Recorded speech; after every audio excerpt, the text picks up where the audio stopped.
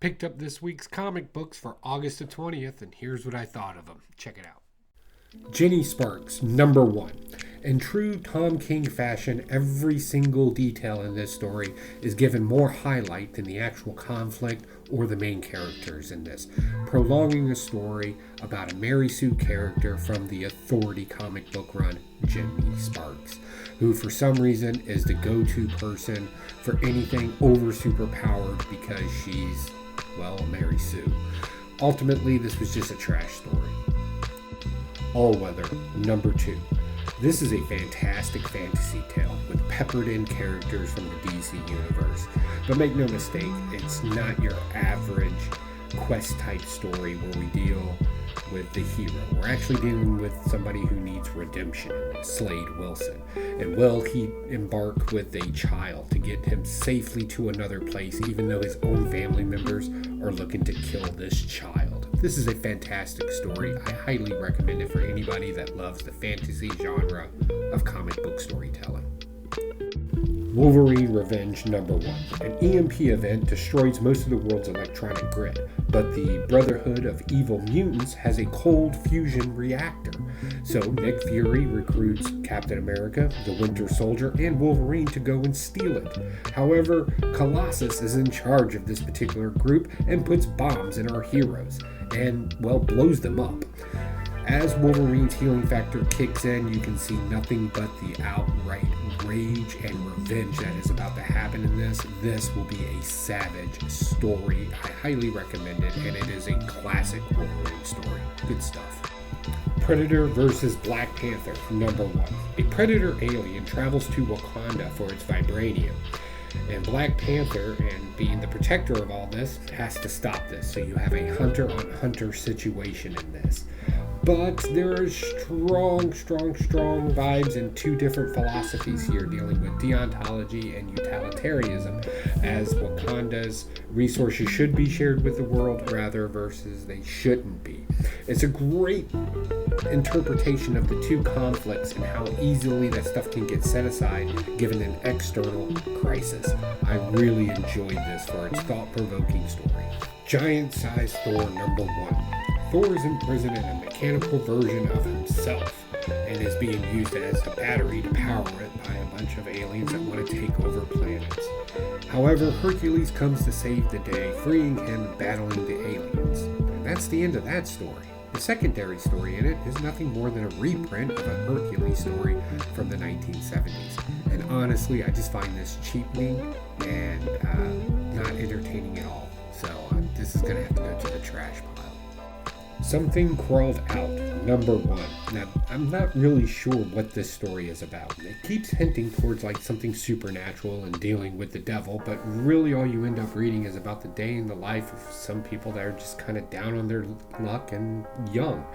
For the most part, this is just a boring story, and then all of a sudden at the end, there's somebody trying to steal some condoms, I guess, and somebody else does a murder-suicide kind of thing inside of a convenience store that these young people work at. Again, it just mostly Tom King could have written this, to be honest with you. It's just, again, highlighting superfluities and then just shocking off. It was kind of boring. G.I. Joe number 309. Serpentor's zombies attack Cobra Commander's little town of Springfield, and the battle is quickly shifted into Cobra's favor. On the outskirts of town, the Dreadnoks and G.I. Joe ninjas get into little skirmishes with Serpentor's zombies as well. And you also get a great tale of the recon of G.I. Joes on Cobra Island as they kidnap Dr. Mindbender and somebody that's frozen inside of a refrigerator. The story is non-stop action. One of the particular highlights in it is Dawn, a version of Snake Eyes, a female version of Snake Eyes, has to cope with the fact that there was a person in Springfield that killed her parents, who is trapped inside of a burning car. Does she save him? Does she go ahead and kill him? Or does she let him burn? The conflict there was on point. Speaking of on point, the verbiage used in this, a lot of military verbiage being used in it, and it's being used correctly, which surprised me.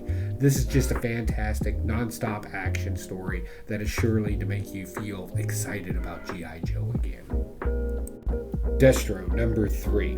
Destro is attacked by the Chameleon, but now questions are being arise: is it the Crimson Twins, or is there a third party at play here that's been attacking Destro? Destro escapes this attack and ultimately has to go to the one place he can only go to, which is G.I. Joe.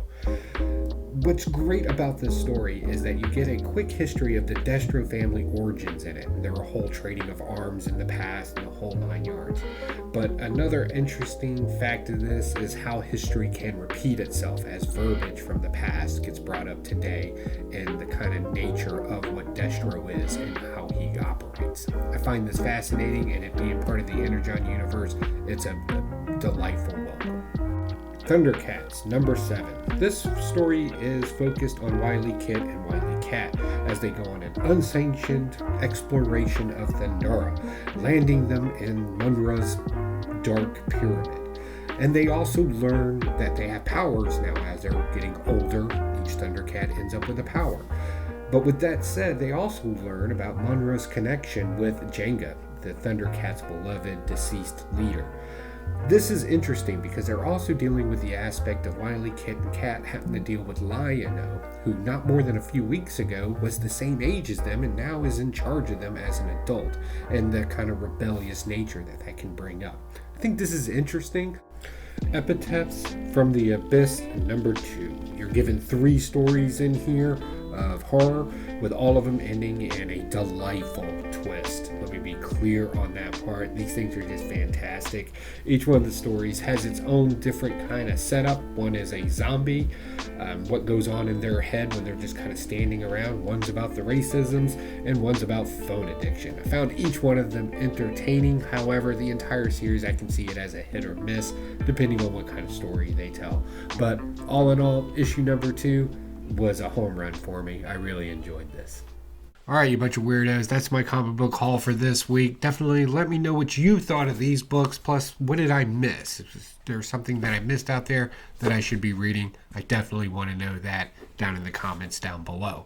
And I got nothing else for you. I'll see y'all next week. Bye. Hey, what's going on, folks? This is your boy Pocan Joe to talk to you about Coffee Brand Coffee. We serve people that are tired of gimmicky advertising and branded companies that want to lecture you. At Coffee Brand Coffee, all we want to do is serve you freshly roasted coffee wherever you're at, whenever you want it. Consider Coffee Brand Coffee. Check us out, check our reviews out, and use promo code POCANJOE or the link down in the description to save yourself some money. Give me the opportunity to get you a delicious cup of coffee.